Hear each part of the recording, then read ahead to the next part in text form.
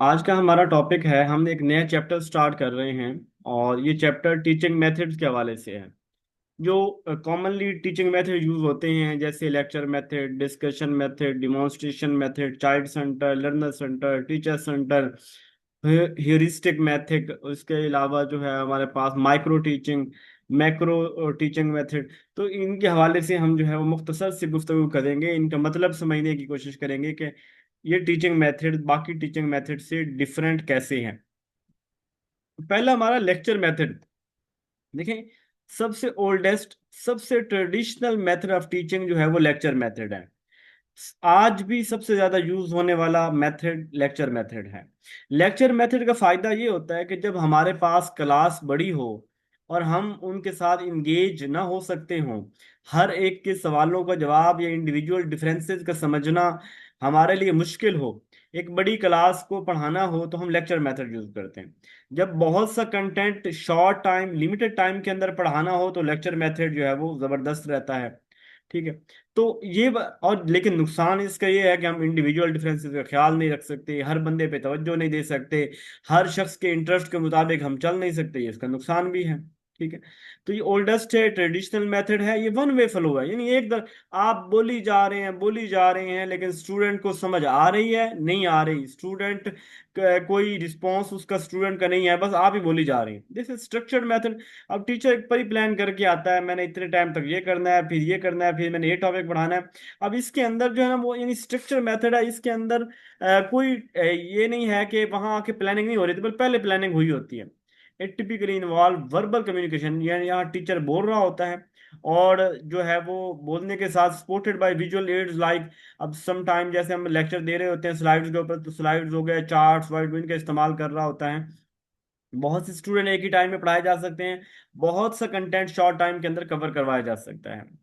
तो यानी maximum information जब आपने फैलानी हो शॉर्ट टाइम के अंदर, तो ये मेथड जबरदस्त है।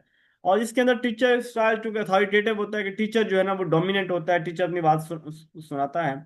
और वहां पे कोई कॉमनली कोई क्वेश्चन नहीं होते, ये तो एट द एंड हो सकते हैं टाइम बच जाए तो। कॉमनली टीचर डोमिनेट होता है, और बच्चों को सवाल करने की, बार बार बात पूछने की, इंगेज होने की, वो कोई उनको जो है ना वो अथॉरिटी उनके पास नहीं होती। यही टाइम इसके अंदर अच्छा यूज हो जाता है, बड़ी ऑडियंस को हम कवर कर सकते हैं। और यहाँ पे हमें एक्सपीरियंस और एक्सपर्ट बंदे को जरूरत होती है टीच पढ़ाने के लिए। अब देखिए ना, टीचर हमारे जब जब लेक्चर मेथड होते हैं, टीचर अगर लेक्चर घर से तैयार करके नहीं आया, तो कभी भी टीचर नहीं पढ़ा सकता लेक्चर मेथड के अंदर। लेकिन अगर टीचर घर से पढ़ के नहीं आया और वो डिस्कशन मेथड है, तो वो बच्चों के साथ पूछता रहेगा, डिस्कशन ही करनी है ना, तो बच्चे जो कुछ जानते होंगे उसकी बुनियाद पे वो कंक्लूड कर लेगा। तो टीचिंग मेथड के अंदर, लेक्चर मेथड के अंदर एक एक्सपर्ट टीचर हमें चाहिए होता है। Teacher have control on situation, teacher का सिचुएशन के ऊपर, कंटेंट के ऊपर कंट्रोल होता है। और ये कॉस्ट इफेक्टिव है, यानी कि जाहिर बात है, जब ज्यादा कम टाइम में ज्यादा कंटेंट पढ़ाना, ज्यादा टाइम, लिमिटेड टाइम के अंदर, या एक ही कम यानी कि आप ये कह लें कि ज्यादा स्टूडेंट को एक ही टाइम में पढ़ाना, तो जाहिर बात ये कॉस्ट इफेक्टिव होगा। डिसएडवांटेज, स्टूडेंट पैसे में, स्टूडेंट बस सुन रहे होते हैं, टीचर स्टूडेंट को समझ आ रही है नहीं आ रही, टीचर की कोई गर्ज नहीं है। टीचर सेंटर मेथड है, बच्चों की कोई नहीं चलती, और इंडिविजुअल डिफेंसेस को भी नहीं समझा जाता, और इन्फॉर्मेशन बहुत ज्यादा लोड होते हैं, साथ बोली जाता है, बोली जाता है। तो बच्चे जो है वो कितना समझ रहे हैं, सोच रहे हैं, वो यानी ओवरलोडेड होता है ये वाला। जी, लेक्चर मेथड के हवाले से कोई सवाल है किसी का? Anyone have any question related to lecture method?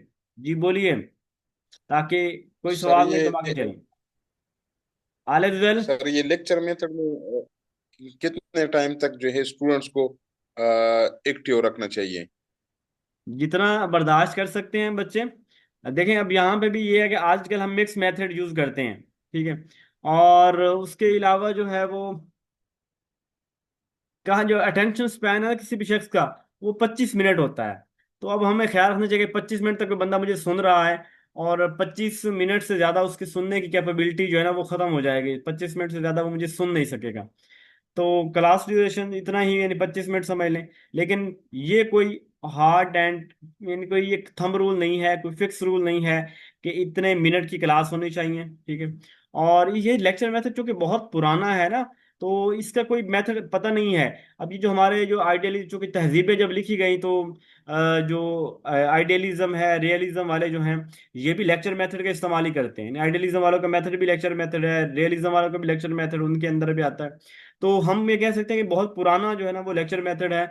अब हजूर सल्लल्लाहु अलैहि वसल्लम का, इसको उर्दू में कहते हैं तकरीरी तरीका तदरीस, लेक्चर मेथड को। तो हजरत सल्लम के जो तरीके तदरीस थे उसके अंदर एक ये पहलू भी था कि वो तकरीरी अंदाज से, कि यानी कि जैसे होता कॉल फैल, हजरत सल्लम का कोई बात करना, कोई अमल करना, तो ये उस तरह भी आता है। ठीक है, एग्जैक्ट इसका मुझे नहीं पता, अगर आपको पता तो मुझे बता दीजिए, मैं नोट्स में शामिल कर दूंगा। तो ये हमारे जो फाउंडर्स हैं अरिस्टोटल, अफलातून, प्लेटो, उनके उनका भी यही है, और सलम के यहाँ भी हमें यही मिलता है। ट्रेडिशनल कहते हैं रवायती तरीका, यानी वो जो चीज जो रवायती तौर पे चल रही होती है, हर कहीं चल रही होती है, कॉमन होती है, तो ट्रेडिशनल बोलते हैं।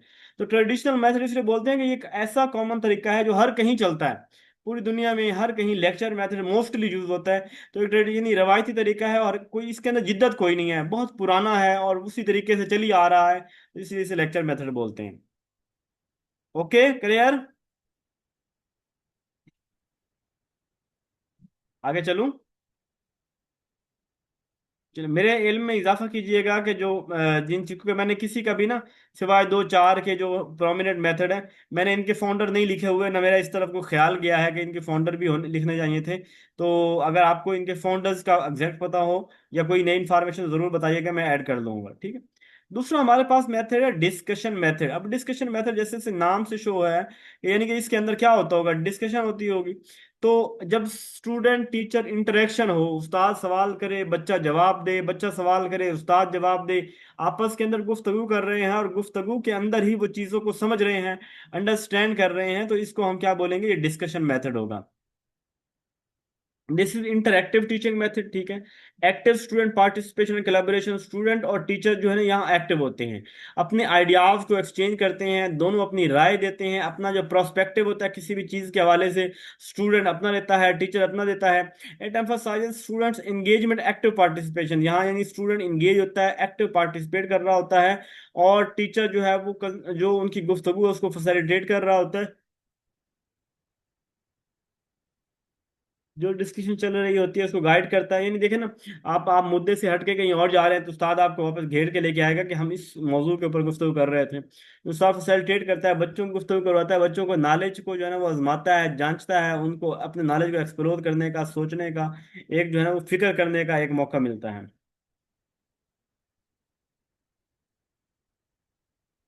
एक्टिव लर्निंग होती है engage critical thinking, problem solving skill, यानी किसी चीज के ऊपर ना बड़ा गौर फिक्र करना, तदब्बर करना, किसी मसले को डीपली हल करना। मतलब मैं आपको बताऊं कि जो जितने भी वर्कर लोग होते हैं ना, जैसे प्लम्बर है, इलेक्ट्रिशियन है, इस तरह के, ये एक किस्म के प्रॉब्लम सॉल्वर होते हैं। अब प्रॉब्लम कोई क्या, अब कल जब मैंने एक लगाना था, पर्दा लगवाना था, अब मेरी ना सोच में समझ में नहीं आ रहा था कि मैं एक कर्टन कैसे लगाऊं, कि वहां पे कोई जगह ही कोई नहीं है फिक्स करने की। अब ऐसे में ना मैंने अपने स्टूडेंट को कहा कि वो कि आपने जुगाड़ लगाना है, बताना है कि ये वाला कर्टन उस जगह पे कैसे जो है ना वो फिक्स किया जा सकता है। अब इसको यानी एक प्रॉब्लम सॉल्विंग स्किल है, वो क्रिटिकल सोचेगा कि हाँ ये ऑप्शन हो सकता है, ये हो सकता है, एट द एंड एक ऑप्शन को अप्लाई कर देगा। तो यानी इसके अंदर जो है ना वो जब डिस्कशन हो रही होती है तो स्टूडेंट आपस के अंदर किसी भी मौजू के ऊपर अपना सारा नॉलेज बताते हैं, और आखिर एक्सप्लोर करते करते उसके सोल्यूशन के ऊपर पहुंच जाते हैं, किसी भी चीज के हवाले से डीप अंडरस्टैंडिंग उनके अंदर पैदा हो जाती है। हाई रिटेंशन रेट, इसके अंदर रिटेंशन रेट्स ज्यादा। अब रिटेंशन रेट से मुराद यह है कि जो नॉलेज हम सीखते हैं ना वो ज्यादा देर तक याद रहता है। ठीक है, रिटेंशन से मुराद क्या है कि वो चीज स्टे करती है, स्टेबल रहती है, पे हमारे पास सेव रहती है। तो रिटेंशन रेट से मुराद ये है कि जब आप कोई नॉलेज है ना, कोई भी टॉपिक आपने अपने दोस्त के साथ डिस्कस किया, डिस्कस करने के बाद वो नॉलेज, वो टॉपिक जो है वो आपको भूलेगा नहीं। ठीक है, तो ये वाला जो हमारे पास क्या होता है, इसे रिटेंशन रेट ज्यादा होता है। कम्युनिकेशन स्किल, जब आप बोलते हैं तो आपकी कम्युनिकेशन बेहतर होती है, आपके जो सब मिलके काम कर रहे होते हैं तो टीम के अंदर सब लोगों के अंदर एक कोलैबोरेशन और टीम वर्क पैदा होता है। स्टूडेंट्स को मोटिवेशन मिलती है कि सारे उसके अंदर एक्टिव होते हैं, फला एक्टिव है, मैं भी एक्टिव, वो उसने इतने फला जवाब दिया, उसको इतना पता था, मैं भी अब इतना कल बताऊंगा, मैं सर्च करके आऊंगा। तो यहाँ में नॉलेज को हम अप्लाई भी कर रहे होते हैं, ठीक है। डिसएडवांटेज, टाइम कंज्यूमिंग गुफ्तगू, चलती चलती कहाँ जाए कहाँ खत्म हो, ये भी। फिर अनइक्वल पार्टिसिपेशन, कुछ तो बड़े बढ़ चढ़ के गुफ्तगू में हिस्सा ले रहे होंगे, कुछ मेरी तरह पीछे बैठ के जो है बस सुन ही रहे होंगे, वो ऑब्जर्वर होंगे, लेकिन अब्जॉर्व करेंगे, लेकिन वो लोग जो है वो क्या है उसमें पार्टिसिपेट नहीं करते। तो अनइक्वल पार्टिसिपेशन होती है कि हर बंदा तो नहीं है, दो चार बंदे ही गुफ्तगू कर रहे होते हैं, बाकी सारे सिर्फ सुन रहे होते हैं उनकी। लैक ऑफ इसका स्ट्रक्चर नहीं होता। जब डिस्कशन करनी है ना, कभी कोई उस नक्का से जवाब देगा, कभी कुछ कभी कुछ, और वो जवाब चलते चलते ऐसे होंगे कि वो कहीं एंड होने वाले ही ना होंगे। तो इस तरह सम टाइम जो हमारी होती है डिस्कशन जो होती है, वो उसके अंदर कुछ स्टूडेंट जो है वो डोमिनेट हो जाते हैं। इसके अलावा चूंकि इसका स्ट्रक्चर नहीं होता ना, तो इस स्ट्रक्चर ना होने की वजह से लोग डिस्ट्रैक्ट भी हो जाते हैं। यानी एक बात चली थी कि आइटम के ऊपर के आइटम की कितनी डिवीजन हुई है, लेकिन आइटम से बात चलती चलती आइटम बम पे चली गई, कहाँ कहाँ पे बात चली गई। अब वो जो है ना कि इसके अंदर डिस्ट्रैक्शन के चांसेस बहुत ज्यादा होते हैं। और इसके अंदर एक टीचर जब डिस्कशन मेथड को कवर करता है ना, तो वो बच्चों की जो है वो कंटेंट जो कवरेज है ना, वो बहुत कम होती है। यानी आप एक ही सवाल को, जब आपकी पूरी क्लास को सभी को साथ लेके चलना है, डिस्कशन करनी है, तो एक ही बात जो है ना वो कुछ ऐसे होंगे रट लगाए रखेंगे, आप आगे चल ही नहीं सकेंगे। नीड ऑफ स्किल्ड फैसिलिटेशन, अब सारी बात जब डिस्कशन करनी है ना, तो बच्चे आपस में गुफ्तगू कर रहे हैं, लेकिन टीचर जो है ना वो ऐसा स्किलफुल होना चाहिए कि बच्चों की गुफ्तगू को eight the end sum up करना टीचर का काम है। तो टीचर के पास नॉलेज होना चाहिए, टीचर के पास स्किल होनी चाहिए, टीचर उनको फैसिलिटेट करे और at the end sum up करे। It may lead to misconception. और सम टाइम चूंकि अब बच्चे आपस में डिस्कशन कर रहे हैं, तो सारे बच्चे बहुत ज्यादा नॉलेज नहीं रखते। अब उन नॉलेज ना होने की बुनियाद पे उनके एक बंदा दूसरे के अंदर मिसकंसेप्शन, मिसअंडरस्टैंडिंग, ये मिस इंफॉर्मेशन पैदा कर देता है। हाँ मुझे पता है ये ऐसे होता है, हालांकि वो ऐसा होता नहीं था। ठीक है, ये था डिस्कशन मेथड। ये डिस्कशन मेथड में कोई मसला किसी को? Is there any question related to discussion method?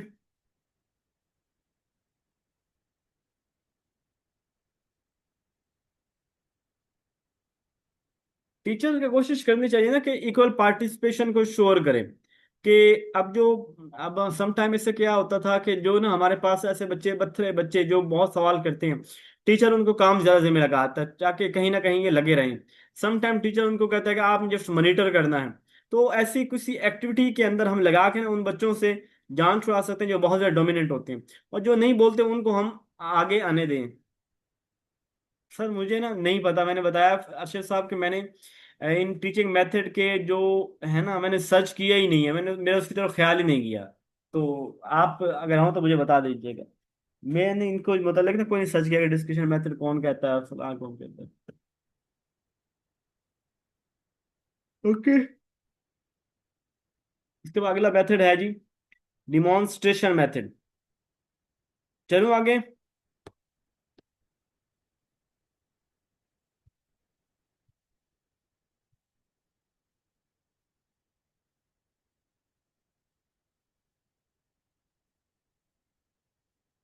अच्छा जी, डिमॉन्स्ट्रेशन मेथड।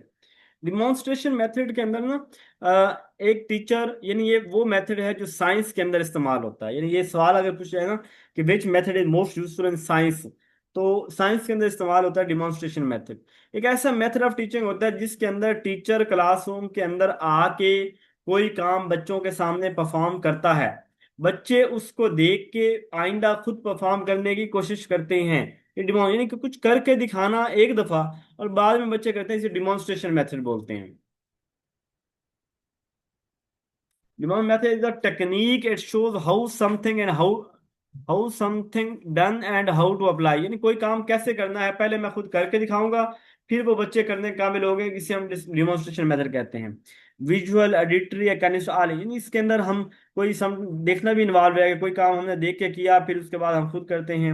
ऑडिटरी हो, काइनेस्ट ऑडिटरी जिसका ताल्लुक हमारी समाज के साथ हो, काइनेस्टेटिक जिनका ताल्लुक हमारे बदन के साथ हो, तो ये सारी चीजें जो है वो इसके अंदर आ सकती हैं।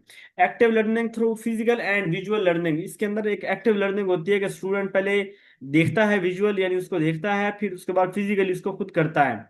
इट अलाउज इंस्ट्रक्टर, इंस्ट्रक्टर को जो अलाउ करता है कि टू शो केस स्किल, के कुछ स्किल को, सलाहितों को, स्किल यानी देखिए आपने जो काम अच्छा करते हैं वो सबके सामने लेके आ जाए।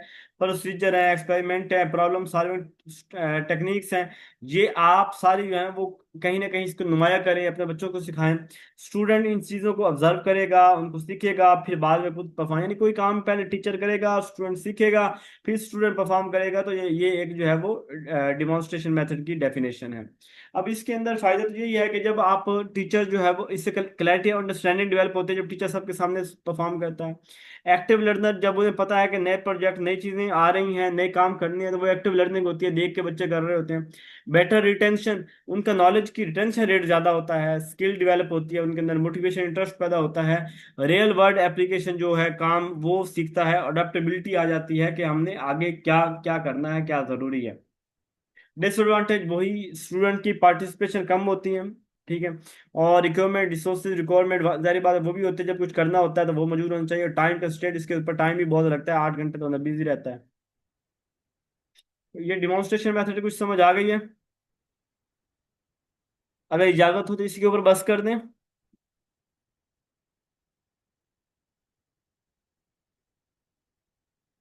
आवाज आ रही है आप लोगों को? चुप ही कर गए हैं?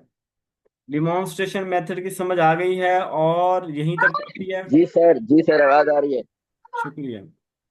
The father of demonstration method is Seaman A Knapp. ये जो क्रैप वो तो नहीं है जो ना, दूसरा था, क्या बोलते हैं उसको, पेडागोजी का बानी है, वही तो नहीं है अर्शद साहब? लेक्चर मेथड चलो अरिस्टोटल हो गया, ठीक है, फिर डिस्कशन मेथड सुकरात हो गया, ठीक है। हाँ, उसके डायलेक्टिक मेथड भी बोलते हैं ना, तो डायलेक्टिक मेथड सुकरात के नाम से मंसूब है, तो ये ठीक हो गया। ओके, चलिए कल करते हैं। मैं रात सारे का जागा हुआ हूँ और अभी सारा दिन काम से ना बड़ा थक गया है। ओके, खुदा हाफिज।